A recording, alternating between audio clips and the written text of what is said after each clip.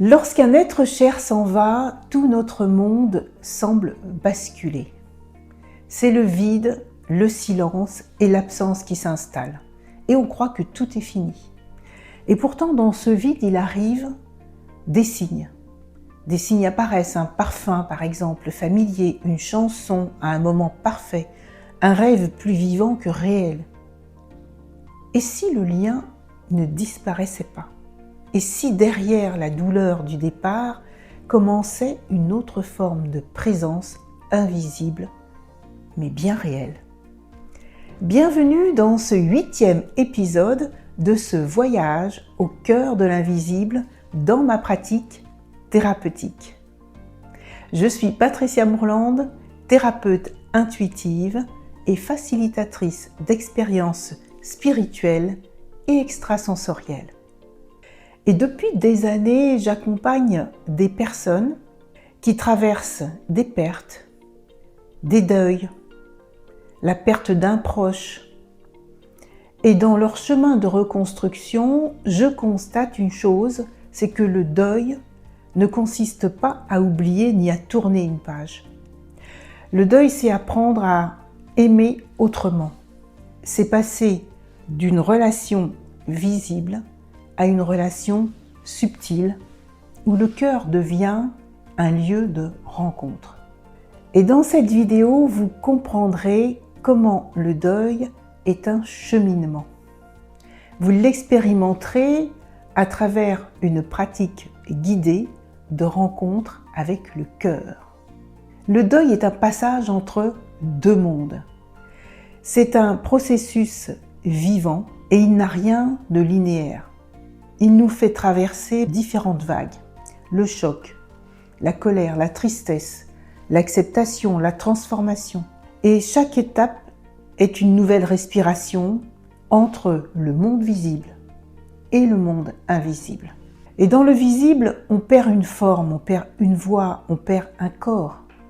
Et dans l'invisible, il y a le lien de l'amour qui demeure.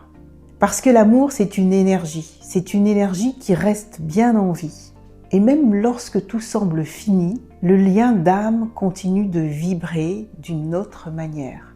Il se transforme, mais ne s'éteint jamais. C'est cette continuité qu'on appelle le contact subtil. Le contact subtil, c'est une réalité thérapeutique et spirituelle.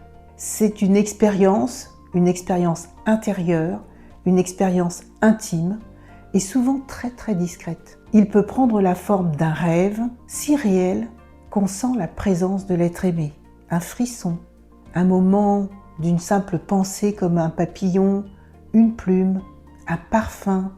Et tout ceci arrive au bon moment. Et ça donne comme un apaisement soudain et sans vraiment de raison apparente. Et dans ces instants, l'âme du défunt entre en résonance avec la nôtre. C'est de la communication vibratoire. Tous ces contacts subtils ne sont pas à provoquer, ils viennent quand le cœur est prêt à les recevoir. Quand la douleur laisse juste assez de place à une forme de tendresse. Il n'efface pas le manque, mais il ramène la paix. Et cette paix, c'est déjà la guérison.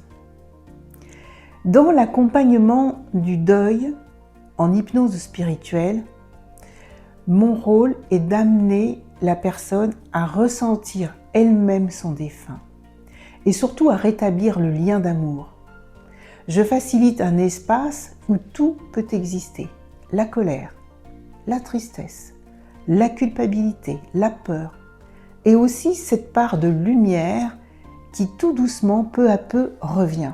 Parfois, en séance d'hypnose spirituelle, une image émerge. Un lieu de retrouvailles, un message, une sensation d'amour, une sensation d'infini. Et la personne comprend alors, sans mots, il n'est pas parti, il est simplement dans un autre espace. Et c'est souvent ce moment-là que le deuil devient un passage de reliance. Avant de passer à la pratique guidée, mettez un pouce pour encourager ce type de contenu. Je vous invite maintenant à un moment de douceur intérieure. Fermez les yeux et respirez lentement. Imaginez un lieu apaisant comme un jardin, une plage, un espace de lumière, un espace où vous allez pouvoir appeler la présence de votre être cher. Ne cherchez pas à voir, juste à ressentir. Imaginez que votre être cher s'avance vers vous de manière lumineuse et paisible. Laissez simplement votre cœur parler avec le sien. Peut-être une simple phrase, un ressenti, un merci, un je t'aime, un frisson.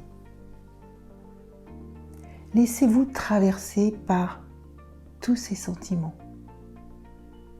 Tout ce qui arrive est bon. Tout ce qui se présente est juste. Ressentez que l'amour circule, qu'il est au-delà de la forme. Puis doucement laissez cette présence se fondre dans la lumière, en sachant que vous pouvez la retrouver à tout instant dans votre cœur, dans votre corps, dans votre espace.